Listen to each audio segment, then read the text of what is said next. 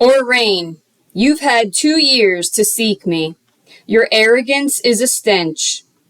You turned what could have been a friendship into enmity. Your pride is exuding. Your refusal to admit your mistakes, your lies, and your pretension are not missed by me. You have laid hands on too many people hastily as my word says not to. You have come into covenant with many spirits. You have asked me to appoint someone to facilitate your deliverance.